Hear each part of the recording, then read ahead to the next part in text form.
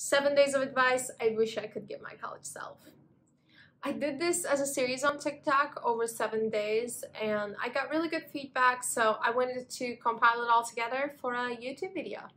I wanted to mainly do this because college was a time where everyone around me told me it was going to be super fun and just best time in your life, but I felt that I struggled a lot.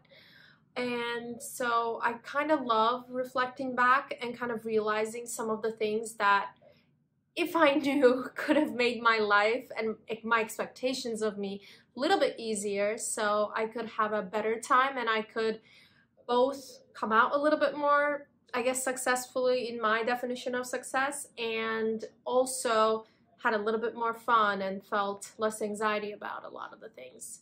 With that, I'll start with definition of success. Definition of success is created by you and your perception alone. Most of the time, you're going to look at yourself, you're going to look at your friends, and think that someone is more successful than you, or that you're not doing enough, you're failing at things. You might have literally a failing grade, but none of these actually mean that you're not successful at something. We create our own definitions of success. If we use comparison to your colleagues, to anybody else, then you're forever going to feel like you're not doing good enough and you are not good enough.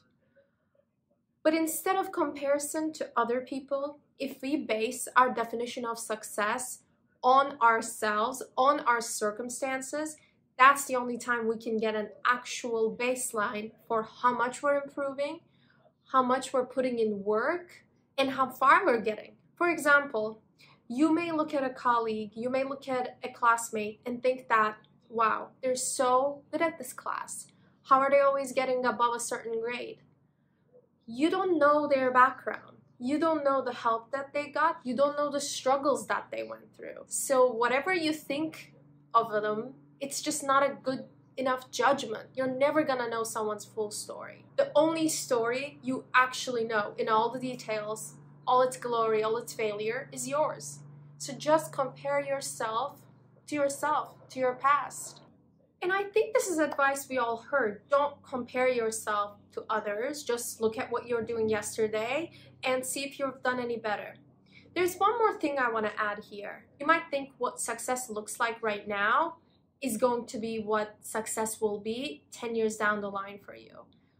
But definition of success is going to continuously change throughout your life.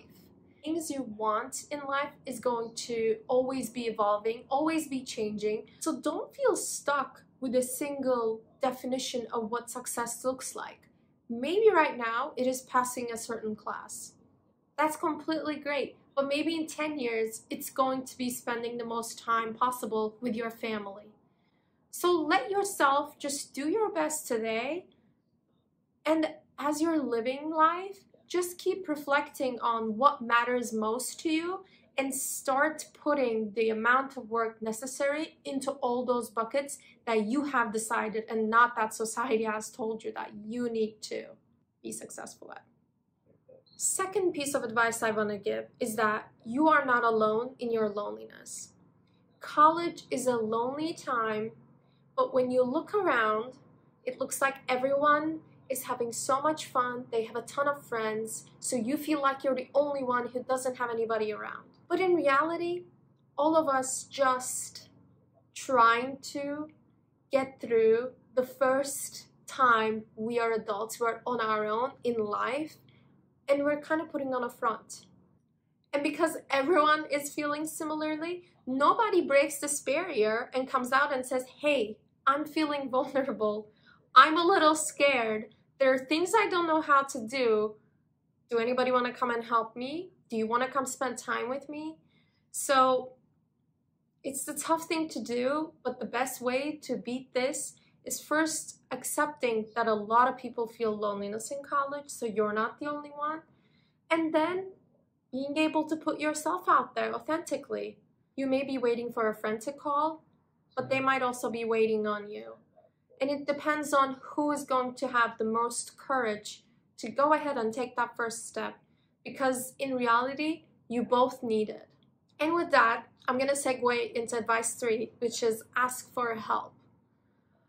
I know that we have the tendency to try and prove ourselves and do things alone, but we need to be asking for help if we want the best outcome of pretty much anything we do in college. I feel like this point also is brought up a lot, but I want to give some real-world examples of how you can do that without completely getting out of your comfort zone. I think it makes perfect sense to start asking for help from where you feel the most comfortable. You have a question in class. Not everybody might want to raise their hand in a 200-person class and ask it. That's completely okay. That doesn't mean anything.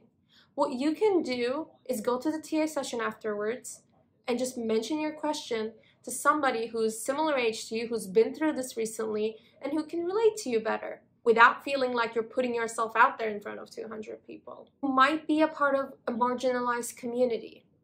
You can find groups that specifically understand and help these communities so you feel like you belong. Because you might come to class and think that there aren't many people that look like you, that aren't many people that have similar backgrounds as you. So make sure that you connect with those people, because every college you're gonna find someone who is similar to you, and to see that is gonna make you feel more okay, more feel like you belong in the place, and that you can raise your hand, that you deserve to be there, and that you have every right to be there. And also, going back to my last point, ask your friends for help, even with little things, because most likely they need help too, and they might be scared to be the first to ask. One of the most important pieces of advice that I still am looking to internalize and that I wish I had known earlier, and it is that no one is as perfect as they seem, and no one is as perfect as you think they are. Looking from outside, you may think that there's a lot of people around you who's got it all figured out. They have their classes, they have their school, they're healthy in every way, and you might be thinking, why don't I have any of these things? Why am I struggling here? But here, you need to recognize a bias. You're looking at everyone and you're picking what they're best at and assuming that that's how they are at everything else. But that's not true.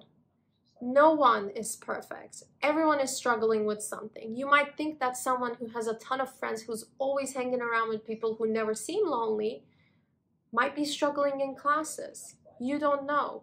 Maybe someone who spends a lot of time with their health, who's eating healthy, cooking at home, and exercising, might not have enough time to socialize.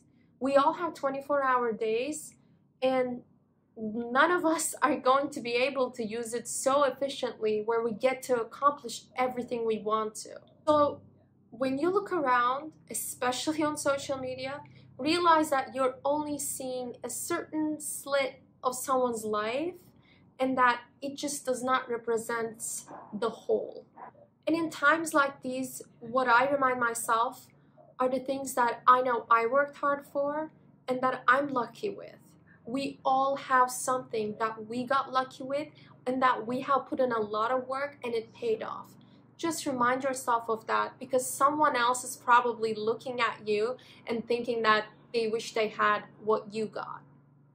Fifth advice I want to talk to you about is how we all need to get comfortable with failure. This was something I had only learned in my first job. I was really bad at it in college. I felt a lot of bad feelings and embarrassment even when I got a bad grade or didn't answer a question right. So when we come to work, we are very protective of the work we do, and we're very scared that we're doing something wrong because it feels like the stakes are higher than school.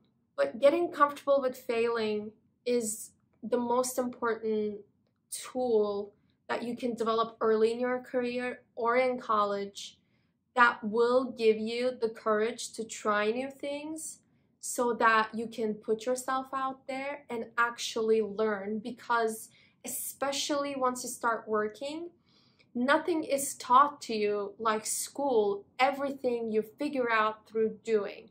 And if you're too scared to make mistakes, you don't go out of your comfort zone, and how fast you learn any new skill becomes much slower. Being okay with failure is like a muscle. The more you try new things, the more you fall, the more you get up, you realize that failure is not a constant sentence for the rest of your life. If you tried to ride a bike and fell the first time, doesn't mean you're never gonna ride the bike. Doesn't mean that you're never gonna fall either. But what we learn from this experience is that we are gonna fall a lot more in the beginning, but that's the only way we're gonna learn a new skill. So keep trying, get comfortable, try something new. Be bad at it, and it's okay. The more you're bad at something, the more you're developing. Even if you want to try something very simple and very safe, just start from somewhere and put yourself out there. Be vulnerable. Failure is okay. Advice number 6, do something just for yourself. Knowing when to go do grocery store, doing laundry, you're on your own for the first time, and college can be so chaotic. There's so many things you want to accomplish and so many things you're running after. You might forget that you still have to take care of yourself. And how you can accomplish that in such a busy time is just picking something just for yourself and doing it semi-regularly. Simplest thing I did was writing. I just poured my thoughts out. It just helped me remember that there is a me inside that isn't just defined by outside and their expectations of me, but is based on the things that truly make me happy. And it doesn't have to be something like writing or reading, something super intellectually stimulating. It could simply be going to the gym. But make sure that you're doing it just for you. Is it walking in the park? Is it maybe watching a TV show? It could be anything, but just make sure that you are gifting that time, that space, that work, whatever it is, to yourself, to remember who you are, to rethink about where you want to go in life, and sometimes just to decompress. Coming to the final, last but not least advice that I want to give here, it is that be proactive. Every big thing I have accomplished throughout my life has been because I felt that I truly wanted something and I really went after it in ways that were creative. What I mean by that is being proactive doesn't have to just mean that you hit your head against the wall and just brute force work towards something, but it sometimes means taking a step back and thinking critically about the things you want and how they can align with each other, looking at your resources and seeing how you can get there. It is actually project management. It is planning.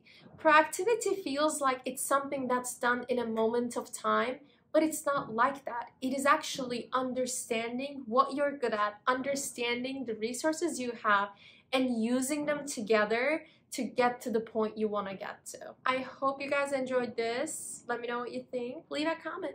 Thank you.